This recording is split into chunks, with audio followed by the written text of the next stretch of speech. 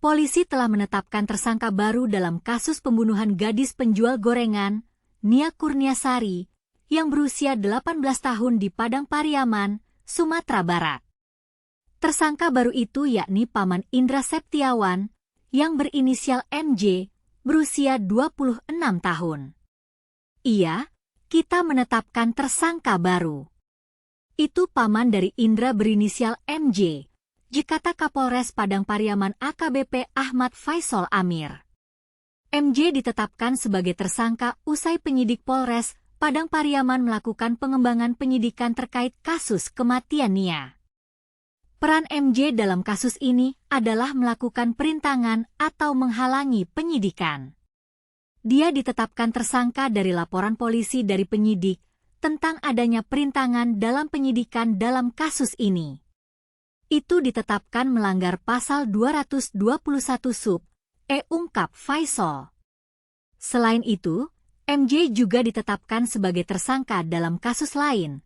Untuk kasusnya nanti akan disampaikan karena masih dalam proses penyidikan untuk mencari tersangka lainnya. Sementara peran tersangka MJ ini memberikan informasi terkait keluarga-keluarga termasuk rumah familinya berada kepada tersangka. Sementara untuk memberikan makanan selama pelarian belum ditemukan, sambung Faisal.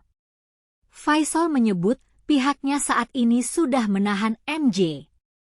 Sementara Faisal memperkirakan masih ada tersangka lain dalam kasus tewasnya Nia. Tersangka sudah kita tahan. Sementara untuk tersangka baru kemungkinan ada, karena kami masih dalami, jelasnya. Sebelumnya, polisi telah menangkap Indra Septiawan, pelaku pembunuhan gadis penjual gorengan di Padang Pariaman, Sumbar.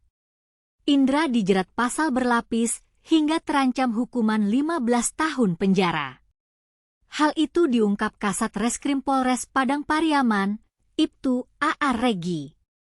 Ia menyebut, Indra dijerat pasal 338 KUP, pasal 351 ayat 3 dan pasal 285 KUHP.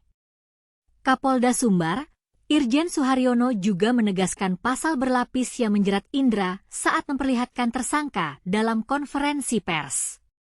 Suharyono menyebut, ada sejumlah pasal dalam Kitab Undang-Undang Hukum Pidana, KUHP, yang menjerat tersangka, yakni pasal 338 tentang pembunuhan, kemudian pasal 285 tentang pemerkosaan, serta pasal 351 tentang penganiayaan yang menyebabkan kematian.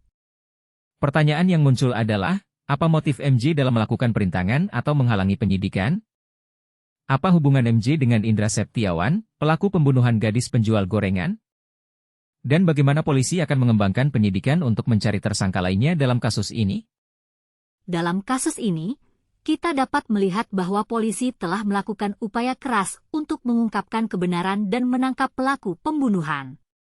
Namun, masih banyak pertanyaan yang belum terjawab, dan kita harus menunggu pengembangan penyidikan lebih lanjut untuk mengetahui apa yang sebenarnya terjadi dalam kasus ini.